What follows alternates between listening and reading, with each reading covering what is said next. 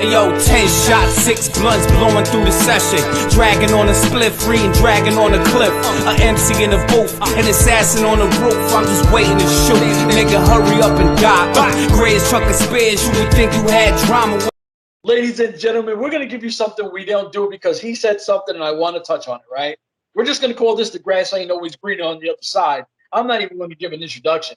What I'm going to ask you, because like you just finished saying on the prior episode we just did, Thunder Rosa has been a little more outspoken about what she feels about AEW. Also, you're hearing talents are starting to think maybe we should go to WWE. Also, when people want to say, which I hate the word work, MJF cut one of the dopest promos we've seen in a while. Now, I do think it is definitely storyline related. I do think now is, yes. Definitely. I'm going to tell you right now, a lot of that is what he really feels. That is organic, and he feels that way. Because, like, I'm not a big MJF guy, and I know he's killed it on MLW. I know he can talk shit. And we've always said, damn, I wonder how good he is in ring. He said that. When you all said, oh, all I could do is talk, and I can't wrestle for shit, you know, you said I was overrated. And then he said, well, as soon as I didn't go to the meet and greet, or you were telling me how bad of a person I am, blah, blah, blah. And as soon as I come out, you're my fan. He's like, what is it then? And he shot at Tony Khan heavy. He talked crazy about the roster, how he felt. You said it before he cut that promo. MJF was the guy that during COVID was the one doing his thing. Everybody was talking about MJF. They weren't talking about nobody. He was way more over than Kenny Omega. Everyone was MJF, MJF, MJF. And now you're telling me I still got to take a seat in the back of the bus? My brother, please, talk to me about the grass ain't always greener, because there's starting to be some chinks in that armor. Yeah, man, you know, and you know, we're sports guys, especially me. I'm a huge sports guy. We know you sign a contract, baseball, football, basketball. You sign a contract, you sign what they call a rookie deal when you come out and you go into the sports. Baseball is 6 years, football was 6 years, NBA was the same. And now in the football, they went down to 4 years now with an option for the 5th year. And basketball is somewhere around the same thing. So it's called the rookie deal. Deal, they give you your money and you do your contract for the next 4 years before they either resign you or they just let you go as a free agent. Point in case with MJF, he signed a contract. They gave him the money for his contract.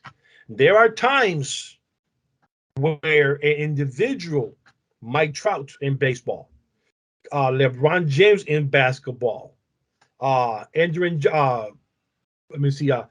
kid from Kansas City, Pat Mahomes, the quarterback from Kansas City. There's instances where the rookie kills his deal, outplays his deal, and now you have either you keep him there for the same money, or he goes into, like we do now, social media and stuff, and you complain about it, and now they have to give you what you're worth because you already outplayed your contract. Case in point, MJF outplayed and outgrew his contract. He's getting paid what?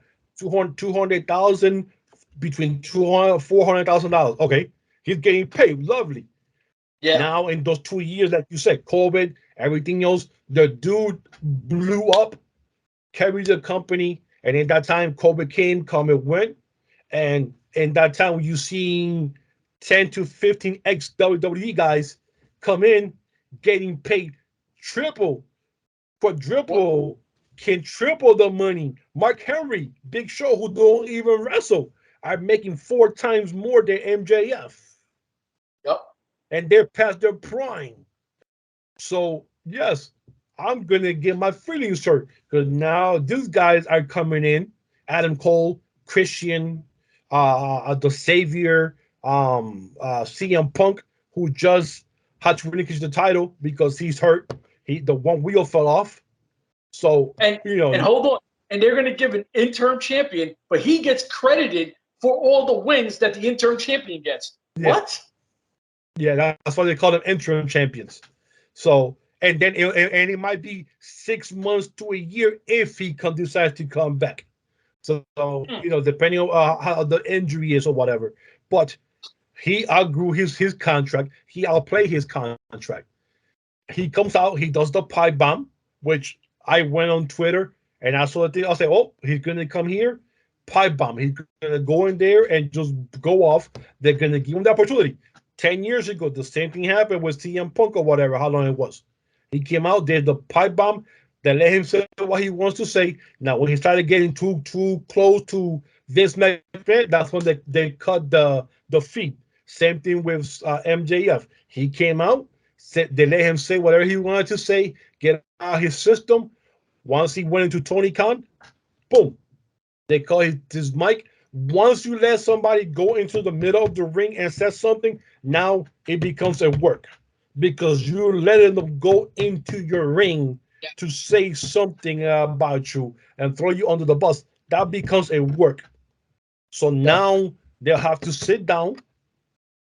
Now you saw they pulled him out of the AEW fan page. He's not there. His picture is not there.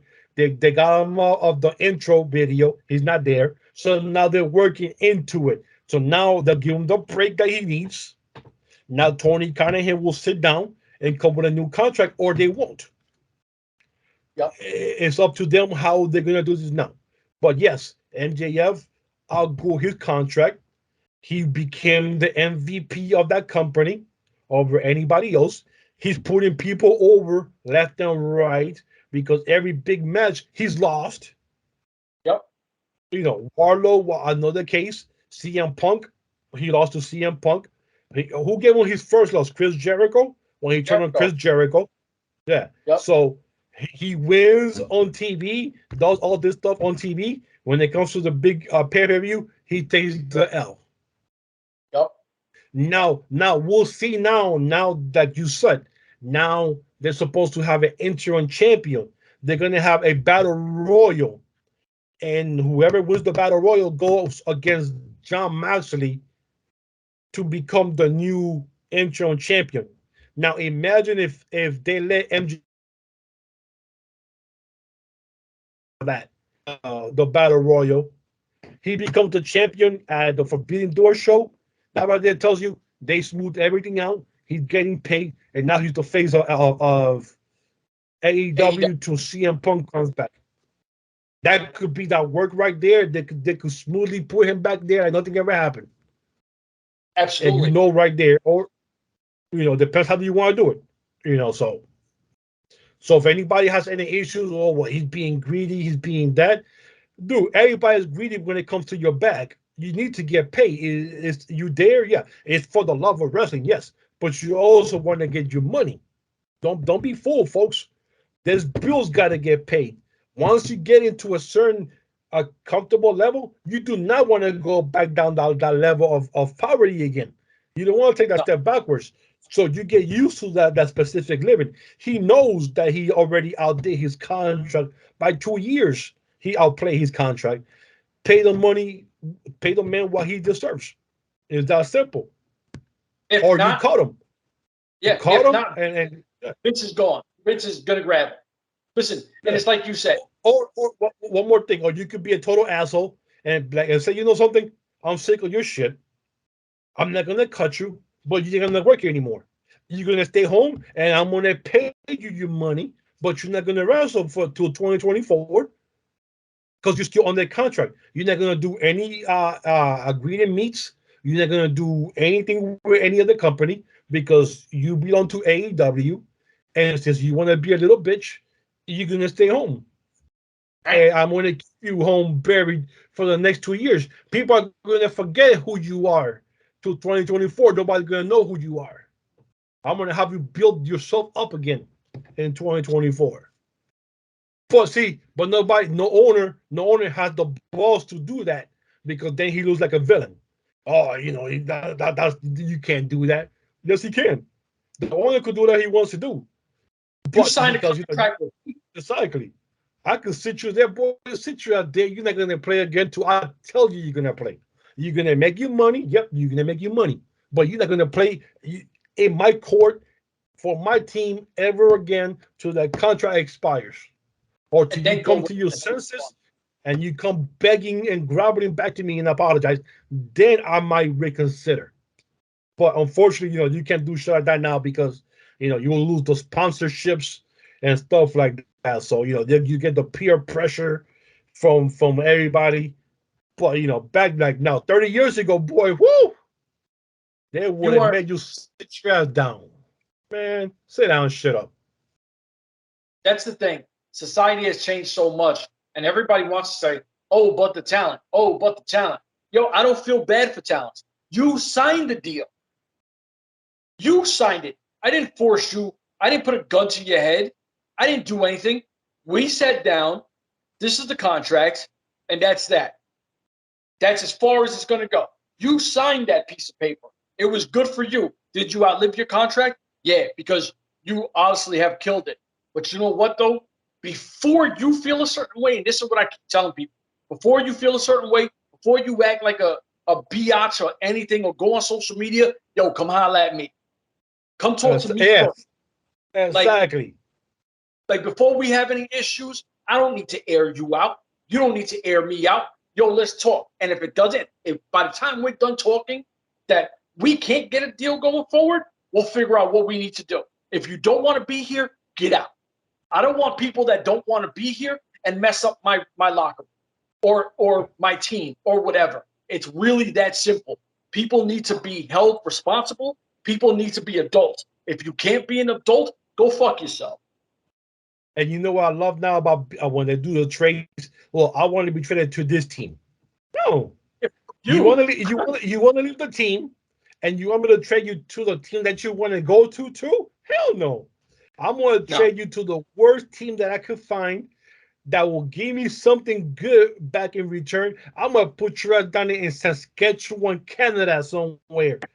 You're going to freeze your ass when you're playing home games out there. That's where you're going to go. It's funny because I'll leave it on this. The last team that tried that was the Spurs. Kawhi wanted to go to LA. They were like, we're sending you to cold-ass Canada, to Toronto, and then Toronto wins the championship. So I'm good with it. And in free agency, he goes to San Antonio anyways. LA. Yeah, that's right. Yeah, I'm sorry, LA, yes. Yeah, he goes to LA. So, because he's being hurt every year. Exactly. Yeah. Listen, so we gave them 5 shows this week. My brother, I got to make some chicken rolls. So let me jump out of here. We out of here. Deuces.